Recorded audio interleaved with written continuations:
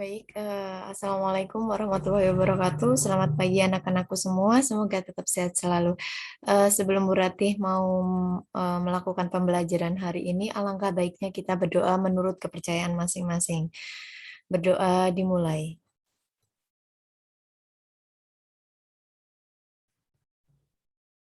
Berdoa selesai.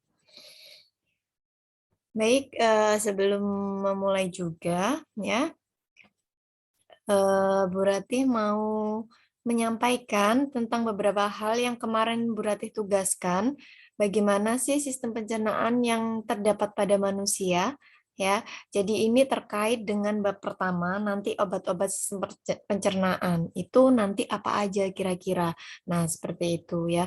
Kemarin Bu Ratih sudah tugaskan dan Bu Ratih sudah menilai tugas dari siswa, ya. Jadi yang tidak mengerjakan berarti langsung nilaikan 0 ya. Jadi dianggap tidak mengerjakan. Tetapi untuk yang mengerjakan nanti bisa dilihat berapa nilai-nilainya. Kemudian untuk kali ini Bu Ratih tetap mereview dan mereview yang pembelajaran kemarin sama menambahkan obat-obatan sistem pencernaan ya. Jadi kemarin apa sih sebenarnya di sistem pencernaan manusia itu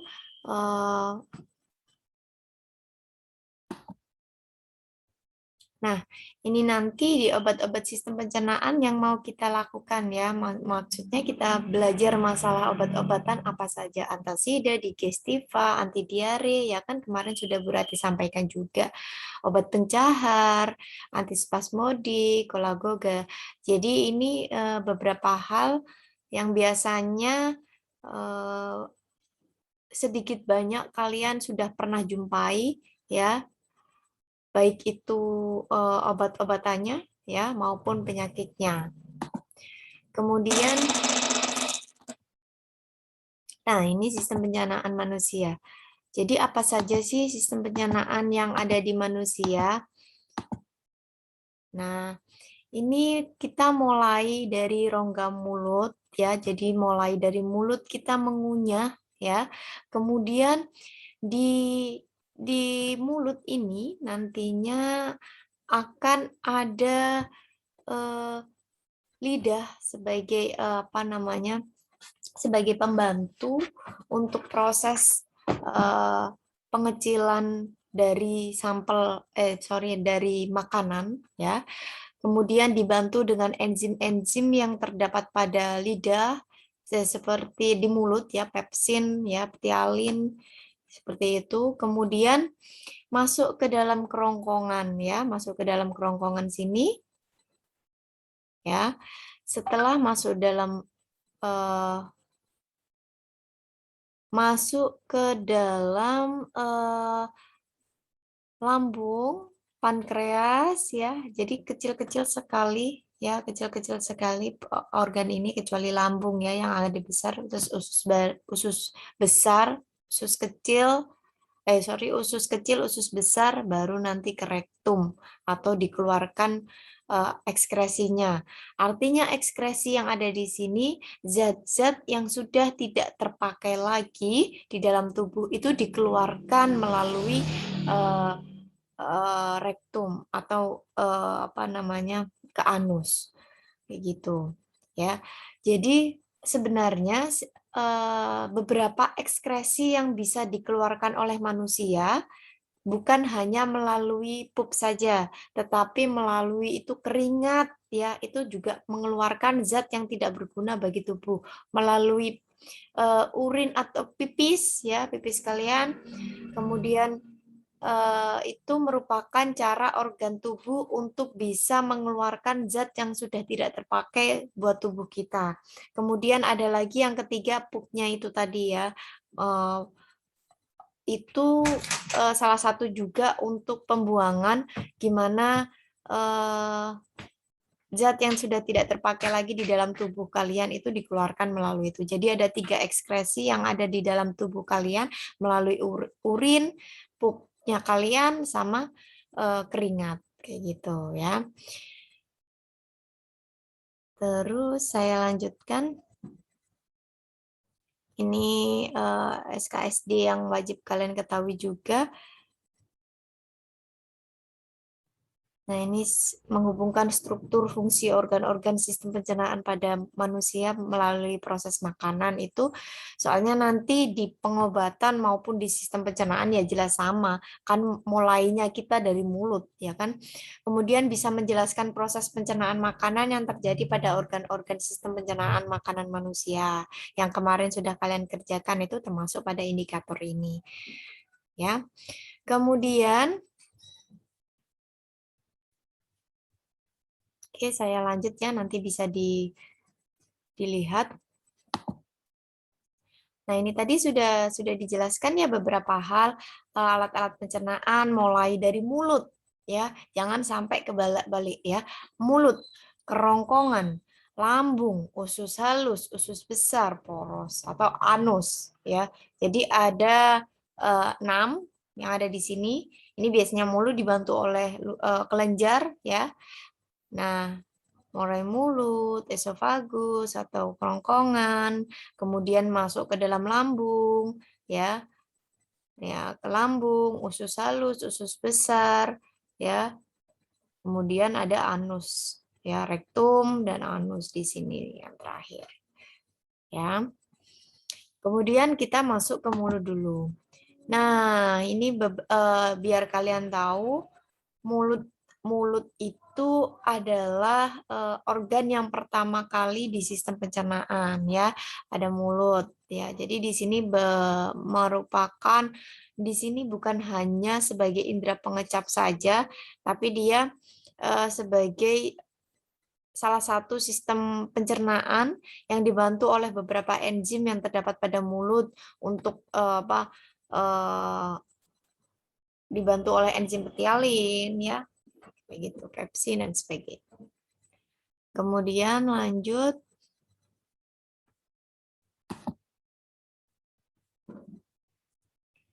Nah, ini struktural, jadi ada gigi, lidah, kelenjar ludah ya.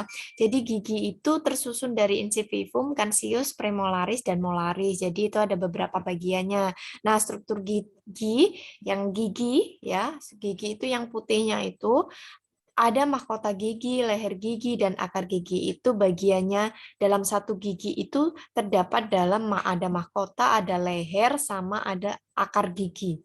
Ya. Kemudian dibantu lagi lidah. Nah, lidah itu merupakan otot yang pada permukaannya memiliki papila. Ya, jadi ada lapisan dia, ada lapisan namanya itu papila.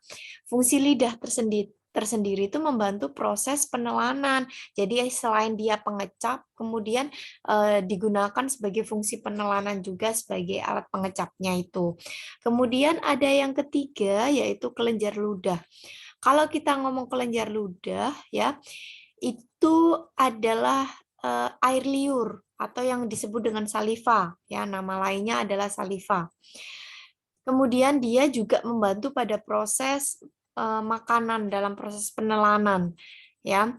Biasanya enzim ini yang ada di dalam mulut itu tadi yang dijelaskan sama Bu Rati adalah enzim petialin ya, yang bisa merubah karbohidrat menjadi bentuk lebih kecil yaitu maltosa. Bu, maltosa itu apa? Dia juga sejenis gula ya, sejenis gula. Diubah jadi karbonasi itu atau yang lain yang bersifat ada karbonnya diubah menjadi bentuk yang lebih kecil dan lebih sederhana. Kalau yang di dalam mulut itu hanya maltosa. Oke, saya lanjutkan. Nah, ini yang pertama tadi kerongkongan dari mulut, kita masuk ke kerongkongan ya. Jadi masuk ada beberapa hal di kerongkongan. Nah, ini kerongkongan merupakan organ yang berperan sebagai tempat jalannya makanan menuju lambung. Jadi dari mulut ke kerongkongan tersusun dari epitelium. Jadi epitelium itu seperti epitel. Epitel itu otot ya. Kemudian berlapis tipis, kemudian jenis jaringan melingkar dan longitudinal yang berkontraksi menimbulkan gerakan peristaltik ya. Jadi seperti ini.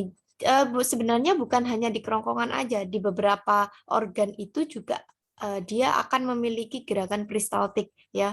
Siapa yang menggerakkan otot ya? Otot. Kemudian ketika sampai sudah di otot ada dua jalur ya.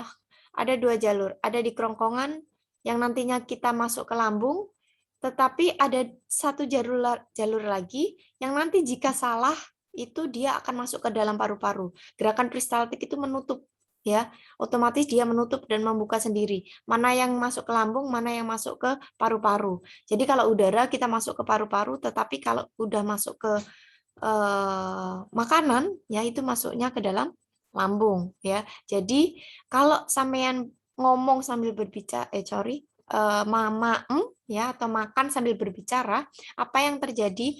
Dua katup itu akan terbuka.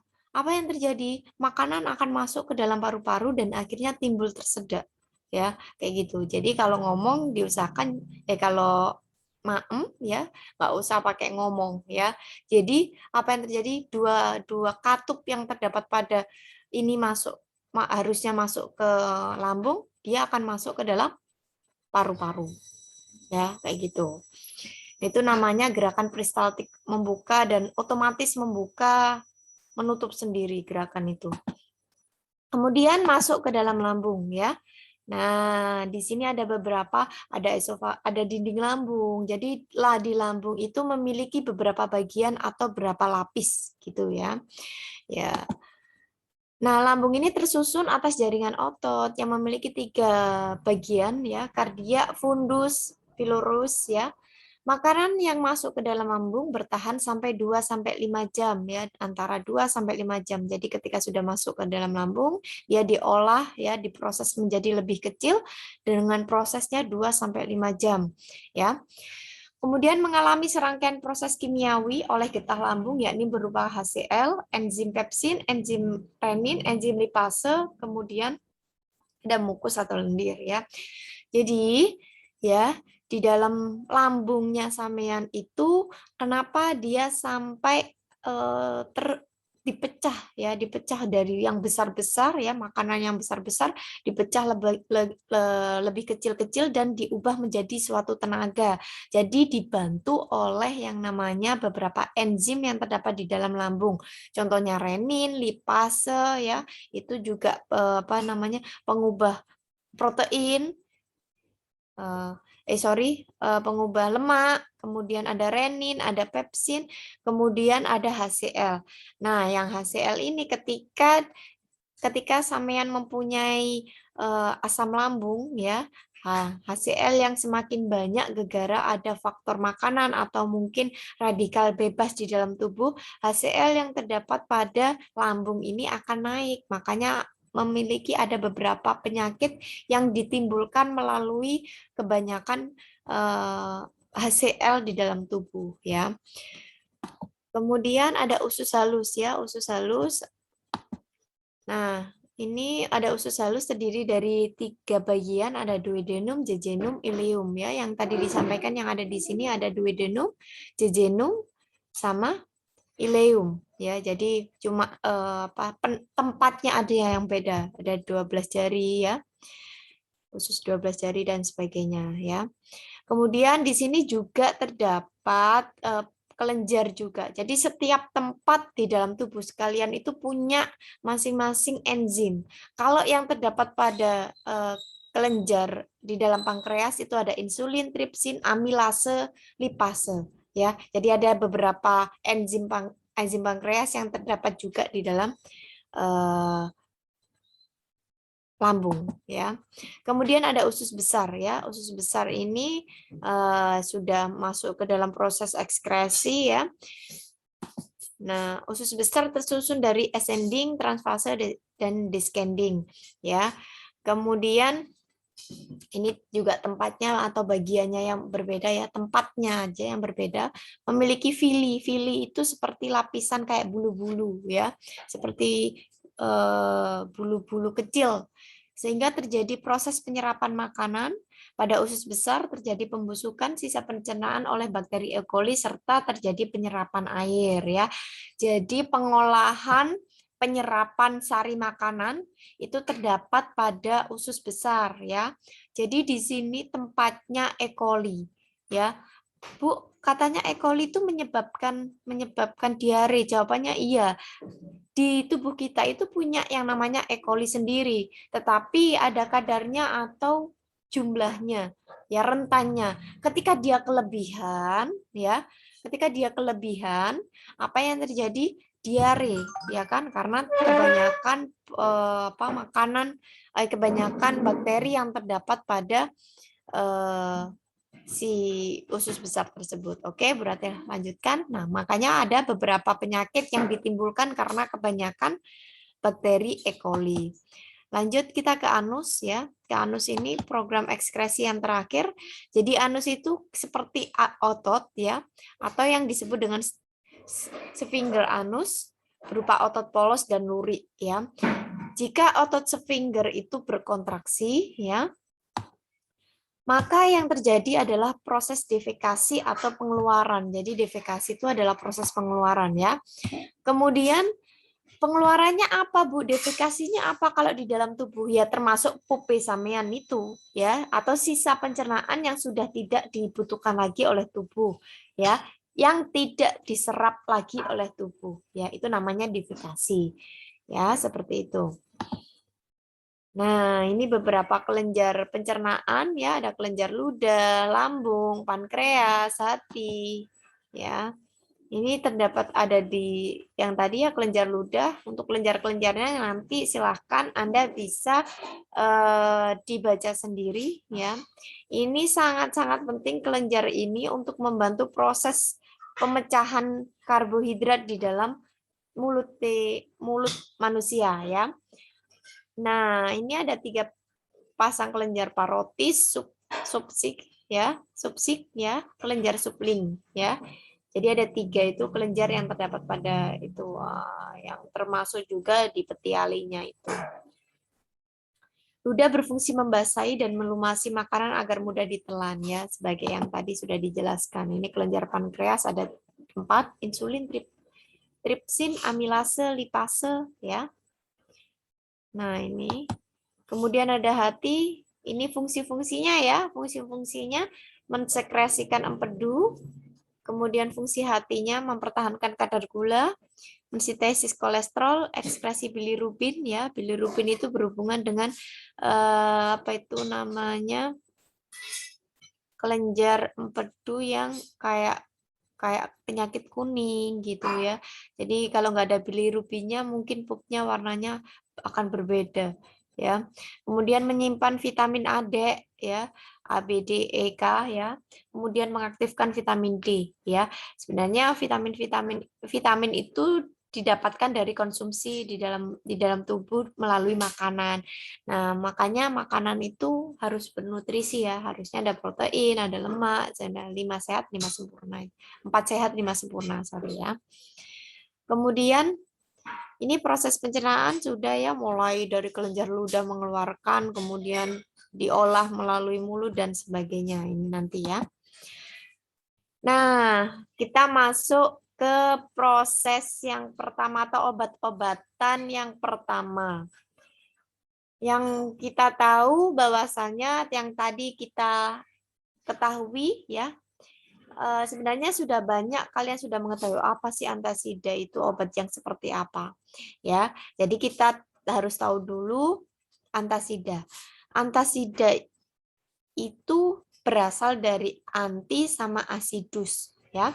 Anti itu namanya adalah lawan. Kalau biasanya disebutkan itu hanya obat ya, obat yang digunakan untuk melawan ya. Asidus itu merupakan asam ya. Jadi fungsi dari antasid itu adalah menetralisir atau obat yang menetralisir kelebihan asam lambung di dalam lambung ya, yang disebut biasanya kalian adalah gastritis ya, gastritis. Kemudian penyakit yang biasanya terdapat di lambung karena kebanyakan HCl ya, kalau kita ngomong antasid adalah kebanyakan kadar HCl ya, naiknya kadar HCl di dalam lambung ya. Penyakit-penyakit ini yang pertama adalah penyakit GERD ya. Gastroesophagus reflux disease ini biasanya banyak sekali ya yang mengkombinasikan apa sih GERD itu ya. Jadi dia adalah penyakit saluran pencernaan yang sifatnya dia adalah kronis ya. Karena apa? Tadi sudah disebutkan naiknya asam lambung yang mengiritasi dan membakar esofagus atau kerongkongan. Sehingga di dalam kerongkongan kalian itu akan menimbulkan efek panas atau yang disebut heartburn ya. Itu efeknya panas sekali. Kemudian ada lagi gegara menaiknya ini juga disebabkan lain karena ada sindrom Zollinger-Ellison, yaitu kelainan di mana terjadi peningkatan hormon di dalam lambung atau yang disebut hormon gastrinnya itu, sehingga merangsang untuk menghasilkan asam klorida yang berlebih di dalam lambung. Karena apa? Terjadi juga adanya tumor pankreas itu, ya. Kegagalan tubuhnya itu untuk bisa menetralisir atau kelebihan dari asam lambung tersebut.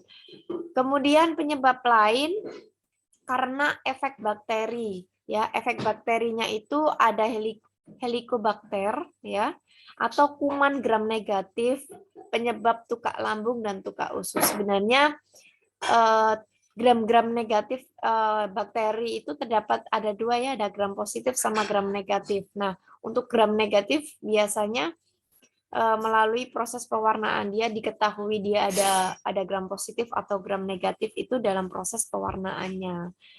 Nah, dia disebut ada gram negatifnya ya, gara-gara itu sehingga karena ada helicobacter sehingga asam lambung yang terdapat pada lambung juga akan naik ya. Nah, kita sudah tahu antacid itu apa ya. Biasanya sudah asam lambung. Kalau kalian biasanya bilang itu asam lambungnya naik, yaitu nanti pengobatannya melalui obat-obatan antasida.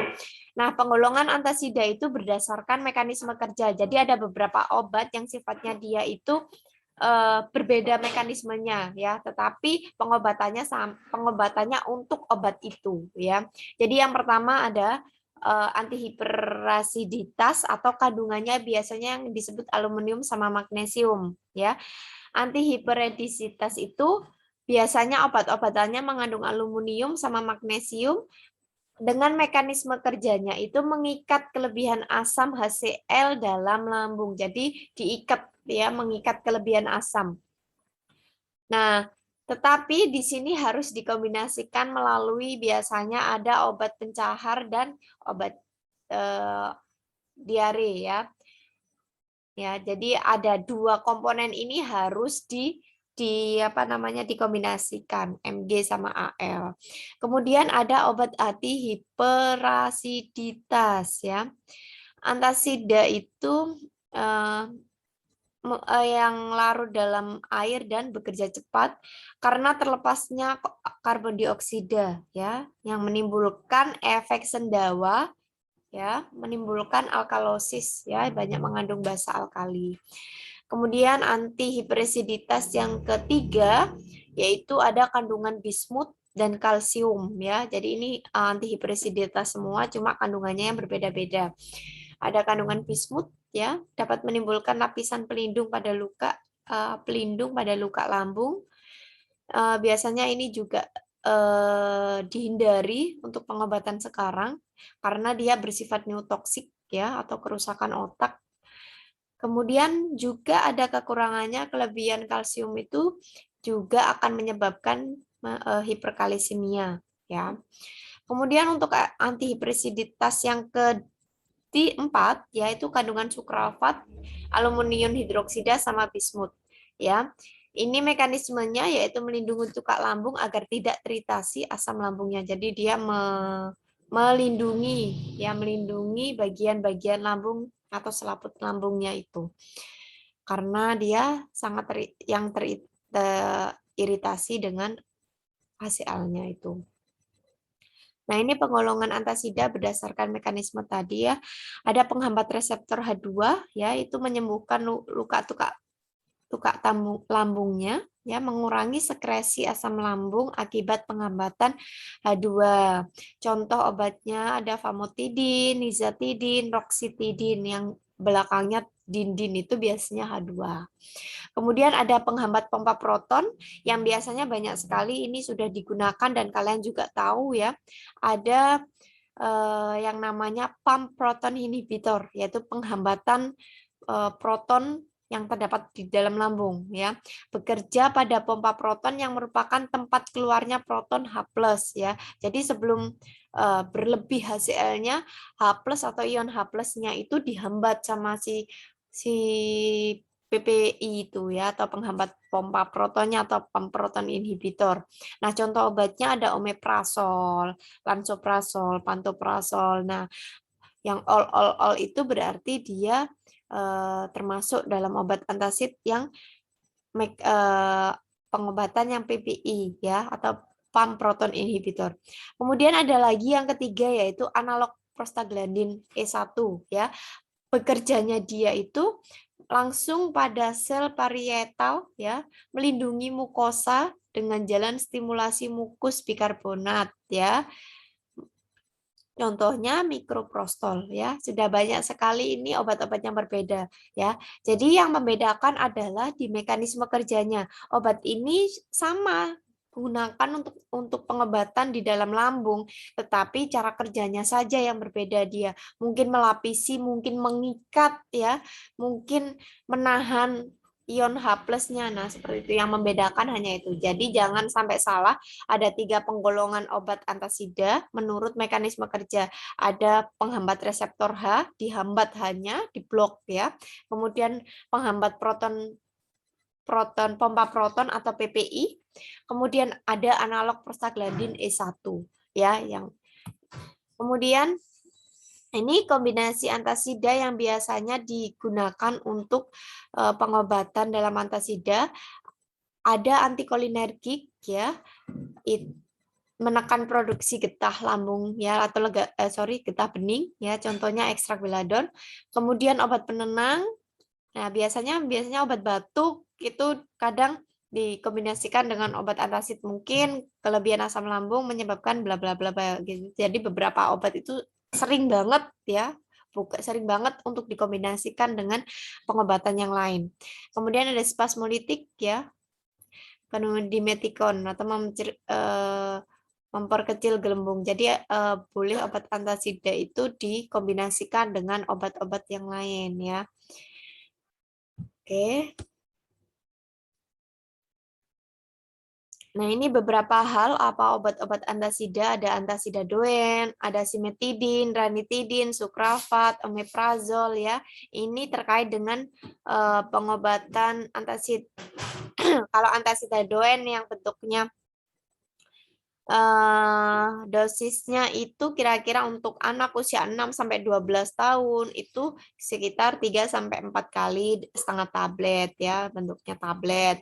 Simetidin itu biasanya dosis terapinya 200 mg ya, dalam gastritis digunakan 1 kali sehari setelah makan.